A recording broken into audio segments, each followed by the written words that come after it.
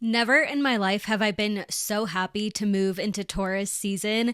I'm an Aries moon, and normally I love Aries season because it gets me fired up and it gets me moving and excited.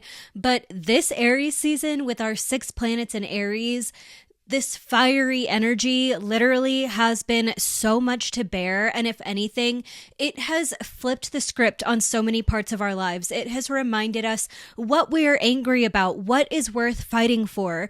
And I wanted to talk through some ways that we can actually befriend our anger, because anger is not the enemy. Anger can teach us so much. It is so wise, and it is really a catalyst and an alchemist. And those are the ways that we can use anger to make our lives better, use anger to make the world a better place. So if you're ready to stop being angry that you're angry, stick around because this video is for you. If you're the black sheep, the cycle breaker, or the parentified eldest daughter, you're in the right place.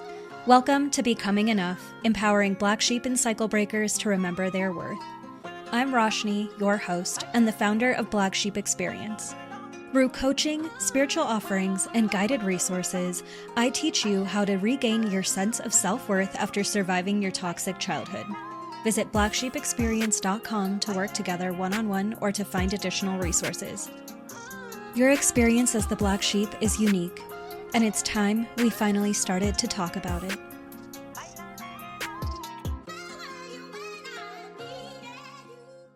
What's up, Black Sheep, Cycle Breakers, and Misfits? My name is Roshni. I'm the founder of Black Sheep Experience. I'm a self-worth coach, a claircognizant tarot reader, and the survivor of a toxic family. And I'm here to remind you that you can rebuild your self-worth after surviving your toxic family. So not only was it just Aries season, not only did we have 6 planets in Aries, but even more than that, black sheep have a really interesting relationship with anger.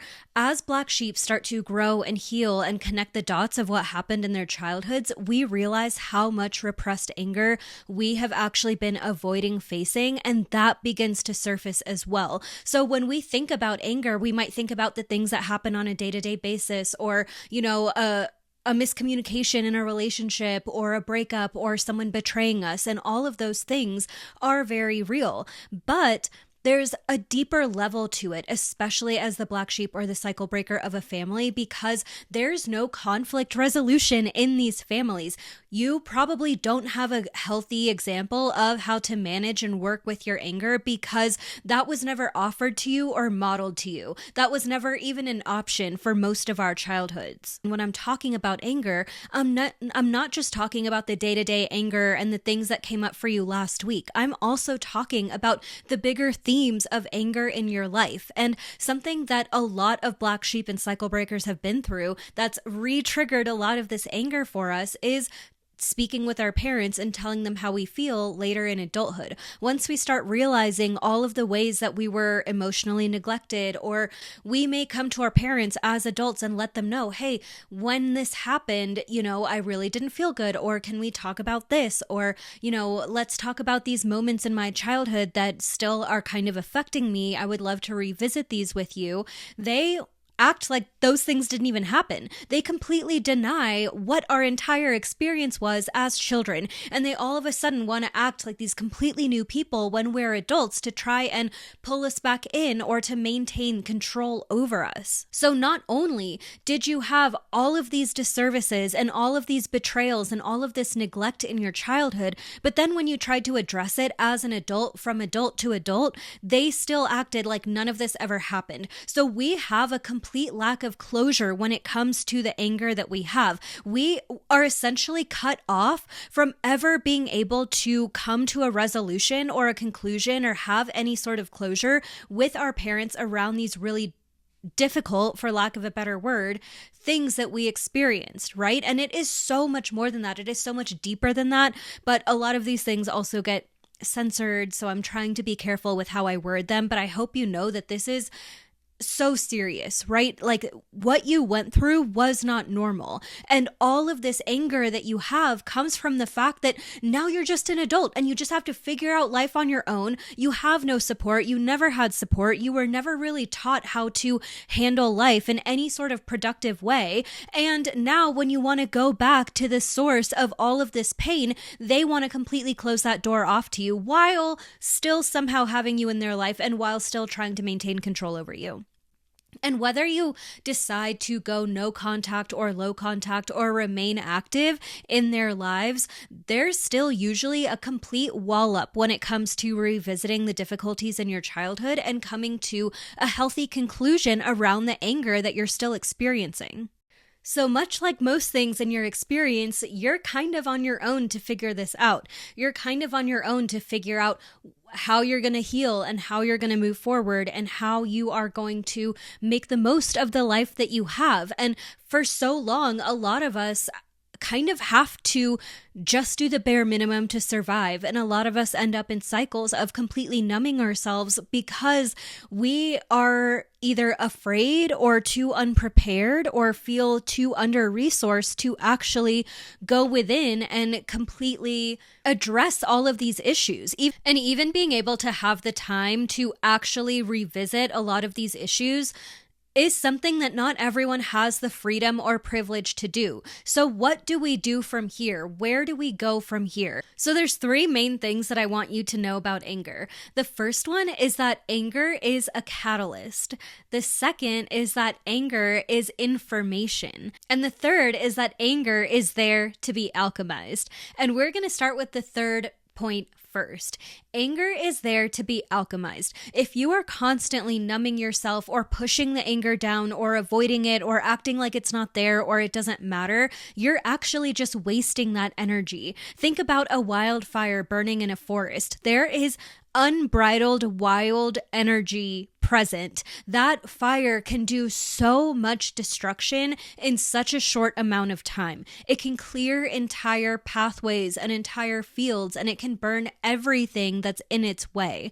And that energy shouldn't be wasted. You can learn how to work with anger and how to alchemize that anger into something that is actually going to benefit you. And this is how I want you to think about all energy, because when we lean into the power of alchemy, we are truly unstoppable. Instead of just letting things hit you or letting negative energy come your way or letting your insides stew with the anger that you've been avoiding facing, you can actually use that to move you to the next level. To move, period. One of the best things that I like to do when I'm angry is go work out or go on a walk or go move my body in some way, because that anger needs to get out of me in somehow.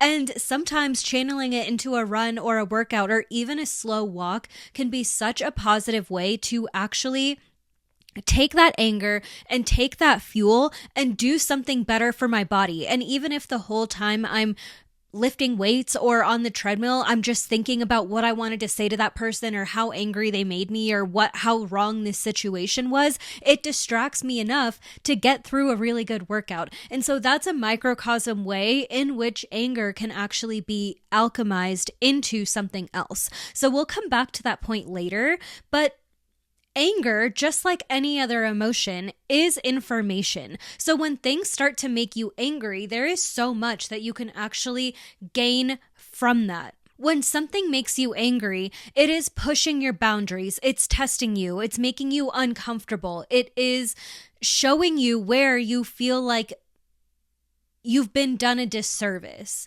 right? And that anger, that pushback is the information telling you, hey, I'm actually not comfortable with this. Hey, this is crossing a line. This is crossing a boundary. And while we may not always understand why we have that anger or where it's coming from or what the source is, that does not mean that the information is not useful. And I want to make a quick tangent here just to touch on the idea of intellectualizing emotions. You don't have to intellectualize everything to move through it. A video that I posted on one of my old YouTube channels years and years ago was called "You Need to Feel It to Heal It." And I think that might be a phrase in the wellness world, but I didn't know that when I made that video. But it was essentially about this entire concept of how you just need to feel the emotions. You need to feel what you are feeling. You don't always need to intellectually understand it. And that's such an important point because our society is so mind focused. Everything is about the mind and logic. And those are incredible things and they're useful in their own ways. So I'm not saying we need to dismiss that. But instead of demanding answers from yourself and asking yourself why you're angry or if you deserve to be angry or going over all the drama with every single person in your friend group to figure out what they would say and how to handle it and what to do, and if you have a right to be as angry as you are, maybe just take a step back and just name it. Just name the fact that you are angry. If you feel your blood boiling, if you feel yourself overthinking or getting so frustrated by what someone said to you, you don't have to justify it. And that's something that Black sheep really struggle with because we were not allowed to freely feel our emotions. Our emotions became our parents' burden. And that has held us back in so many ways because we learn to suppress our emotions. We learn to completely deny them. We learn to turn them off. That's why we feel so comfortable numbing ourselves and escaping, because we don't feel like we can fully confront all of the feelings that we have. We were never taught to, and we were taught that they were a burden. So why would we? Where would these coping skills come from? Right? But the next time that you are angry, I don't want you to ask yourself why. I just want you to name it. Just say, you know what? That pissed me off. And that's it. And as you begin to process whatever happened, as you begin to move your body, as you begin to do these other things to bring you back to a level of homeostasis, you can reflect back on that anger or that situation and ask yourself, okay, where do I feel like the line was crossed? How do I protect myself so that I'm not so angry about this the next time, right? And often, a lot of these things can be done in just micro conversations. I was having some issue at work where my schedule was normal, but the projects that I needed to work on were really up and down. And some days I would go in and think it would be a normal day, and then I would have to work on some big project, or my plans would change all the time. And it was starting to really affect me and make me want to essentially dread going to work in the morning because I never knew what was going to be thrown at me. And so the next time that this happened, I just spoke up and I said, hey, I'm not feeling comfortable working on this today, but I can work on it during these times next week. I'll set aside the time, and that way I can just finish out my day, finish out the end of my week here, and then focus on the project next week. And this actually worked perfectly well. It didn't have to be a big explosion, but my anger, which was brewing and boiling over, and just it was messing with my neurodivergence. It was messing with my expectations for every single day. I don't like when things are just completely thrown at me. And that small conversation actually saved me from so much more pain, so much more frustration, and it also made me feel like I didn't have to hide in the environment because I just communicated what I wanted. It ended up being okay. No one's mad at me. I'm not mad at anyone else, and we can all move on with our day. And the project is still getting done. You know what I mean? And so while our deeper feelings, while that deeper anger and this deeper discomfort with our emotions begins to rise as Black sheep, we also have to put our adult hats back on and realize that a lot of the people that we're dealing with in real life as adults are way more reasonable than our parents ever were. They're like just people. They're just regular people. And it is so hard to look around at the world around you when you have only learned reasons to feel unsafe, to then look at the potential of having safety in another conversation, or having the balls, for lack of a better word, to say to someone how something makes you feel when that was never allowed in your childhood, when you never got to practice that in a safe way. So it does take courage, but ultimately you're doing it for yourself, and you have to be that advocate for yourself, because we all know know that no one else is going to do it. And these are the things that break my heart so much about being a black sheep, is that not only did we have no one to parent us, but then we have to take on the additional burden of, well, sometimes parenting our siblings or other people in our lives, but then parenting ourselves as we get older. We never had someone who would fight for us. We never had someone who was willing to do that. All we experienced was people trying to tear us down. But that self-trust in yourself builds as you become that advocate, as you become that parent for yourself. And as much as it isn't fair, it's the cards that we were dealt. It just is what it is. And so doing these small things by learning from your anger and learning where situations are not serving you, but having the conversation to address it or to fix it, can actually do wonders in your life and lift so many burdens, because a lot of the burdens are not about the current situation. It's about the fact that you were never heard in life before. So we know that anger is information, and we know that that information tells us where our boundaries are getting crossed, where we don't feel comfortable, where something needs to change in an environment or in a relationship dynamic, or if nothing's going to change, or if we've had the conversation more than once and things still aren't shifting, that maybe it's time for us to take a bigger step in control and move away from that environment, or start to make new friends, or create even stronger boundaries, or start to cut ties with that person. But these things don't always have to go 0 to 100. And that's where a lot of black sheep, and even in my own journey of hyper independence, that's where a lot of us get lost, because we think that as soon as someone says or does something that frustrates us a little bit, that we have to immediately resort to cutting them off. And there's such a big gray area in between, and that's where conflict resolution lives. That's where we're able to actually make these tiny cuts in our relationships and then repair them, and then the relationship can actually grow stronger, right? And so that also teaches you who in your life is safe enough to have these conversations with. And even if it's just 1 or 2 people, those are your people. That's where you can start to sort of feel safe, but you're not going to be able to get to that point without having some of these conversations, without listening to your anger, without listening to the discomfort that you have, without taking that on as information and then sharing it with someone else, without using that information in that conversation to create some sort of force for change. Okay, I just noticed my hair was sticking up during that whole section of the video, and I'm so annoyed, but I'm not going to refilm it. It just is what it is, but sorry if that was bugging you, because it's bugging me too. Okay, but that brings me to my next point about anger being for change, right? Anger is a catalyst.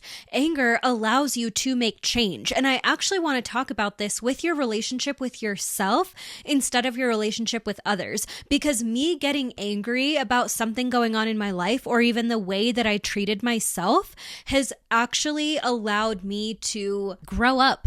It's literally taught me how to raise myself, because I've been so sick of my own BS that I've had no other option but to change. And the thing about a lot of our bad habits is that they serve us in some way, right? So talking about numbing throughout this entire episode, if like lighting a J or sitting down with a fresh bowl is exactly what you like to do after school or work or whatever every single day, that's fine. But if you're noticing that you're not eating well and that every single one of your hobbies has kind of gone away, that you don't do anything else, that you're starting to feel lonely, but then you just numb to take away that feeling, you're starting to feel like no one has your back, which is making you feel angry, but then you just numb to take that feeling away. If you're constantly doing things like that, at a certain point, you're going to get so fed up and angry with yourself that you are going to make a change. And that doesn't even mean, like I said, quitting completely or going from 0 to 100,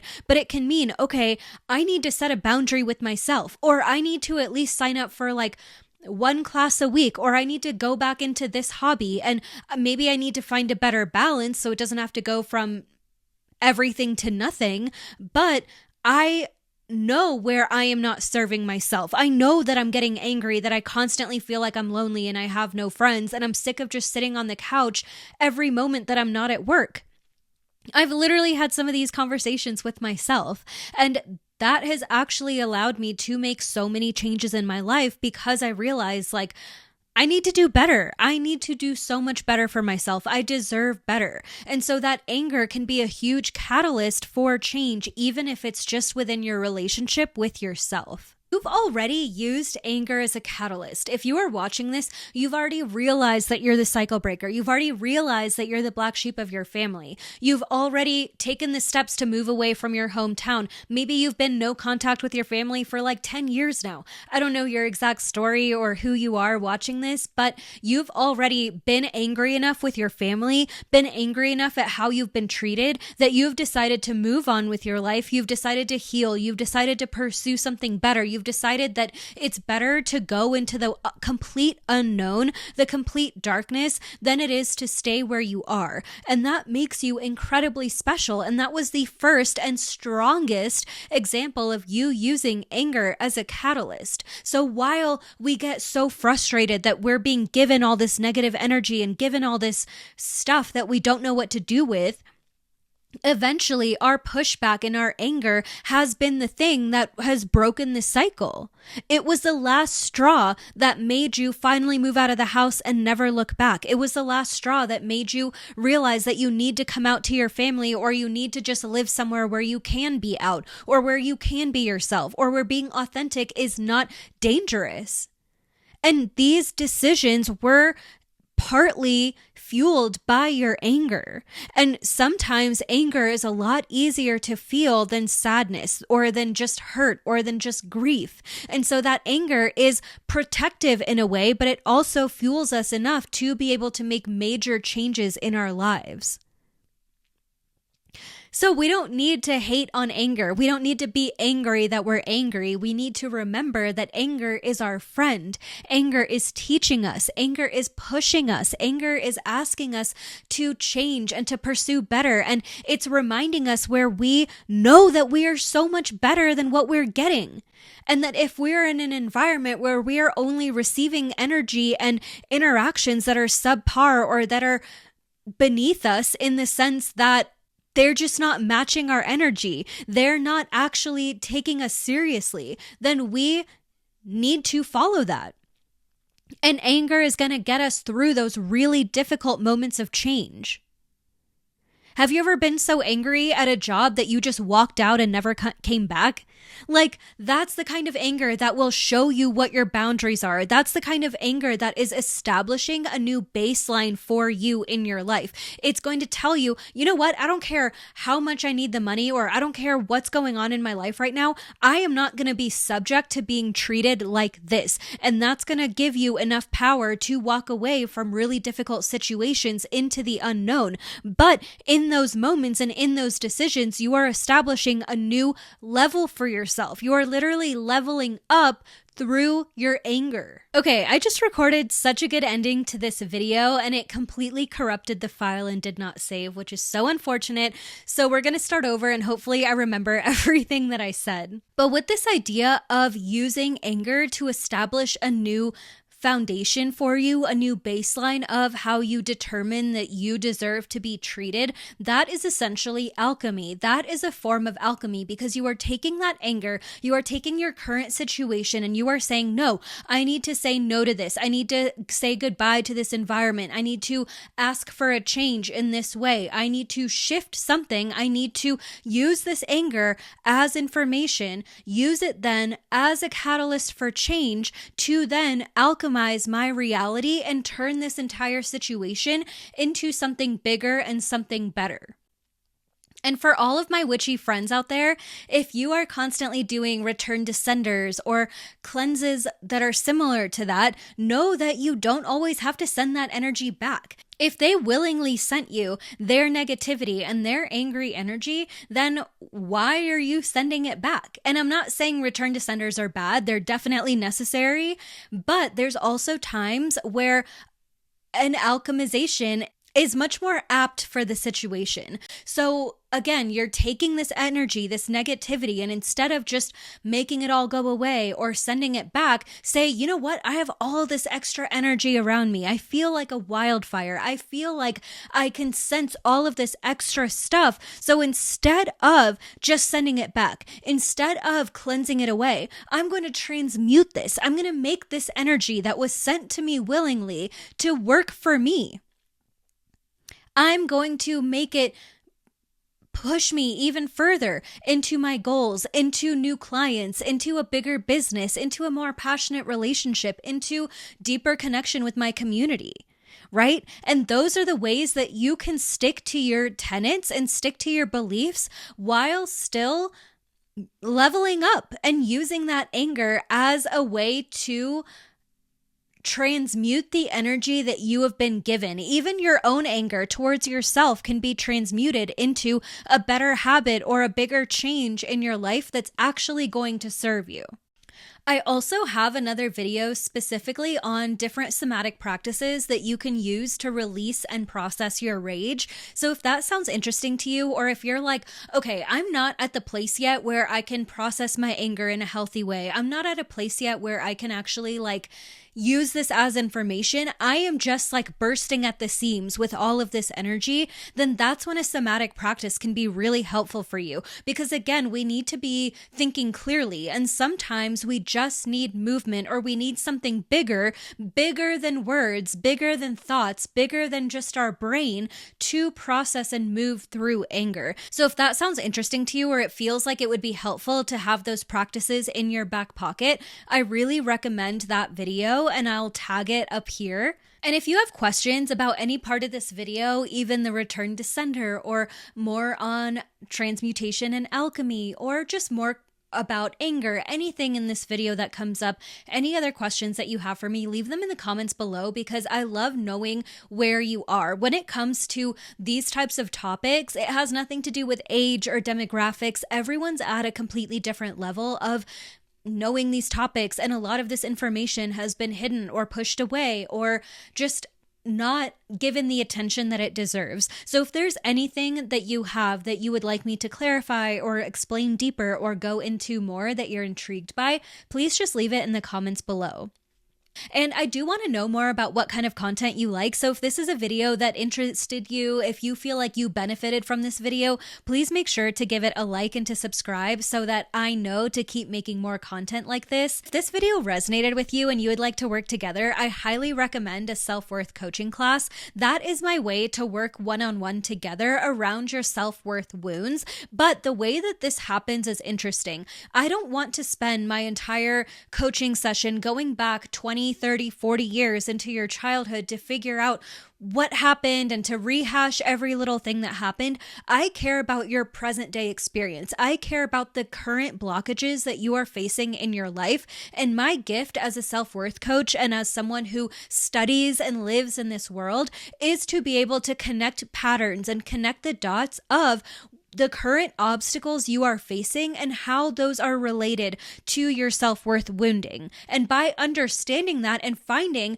in those patterns where you are overcompensating for your low self-worth through these other coping mechanisms like people pleasing or hyper independence or numbing, we can get to the bottom of where it is that you are needing to shift, where it is that you are able to overcome this blockage, whether it be through somatic body work or a mindset reframe or shifting a limiting belief that allows you to actually refocus on your present day life and expand it so that you're not constantly facing blockages and facing the same patterns over and over again. So you can book a self-worth coaching session at blacksheepexperience.com.